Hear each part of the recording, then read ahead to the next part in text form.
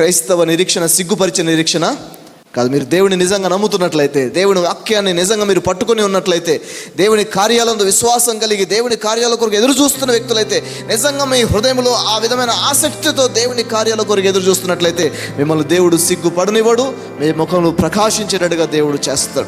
ఎందుకంటే God is faithful to his word.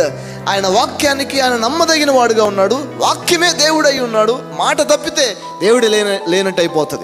కాబట్టి మనము ఆయన యందు ఆ విధమైన దృఢమైన నిరీక్షణ కలిగి ముందుకు సాగాలి. ఈ నిరీక్షణ ఎలా పనిచేస్తుందంటే, ఓడకి ఒక లంగర్ ఎలా పనిచేస్తుందో, తుఫాను మధ్యలో కొట్టుకొని పోకుండా ఆ లంగర్ ఏ విధంగా ఆ షిప్ని ఆపేస్తుందో, కంట్రోల్ చేస్తుందో, క్రైస్తవ నిరీక్షణ దేవుడు ఉన్నాడు, దేవుడు నా కోసం పనిచేస్తున్నాడు, దేవుడు నా కోసం కార్యం చేస్తాడని మనం ఎదురు చూస్తే, ఆ ఎదురు చూపు ఒక నిరీక్షణ లాగా, ఆ నిరీక్షణ ఒక లంగర్ లాగా పనిచేసి జీవితంలో పరిస్థితులు అటు ఇటు అయినా కూడా మనం కొట్టుకొని పోకుండా, కుప్పకూలిపోకుండా, సొమ్మసిల్లిపోకుండా, జీవితం మీద ఆశలు వదిలేయకుండా నిలబడే వ్యక్తులంగా ఉంటాం.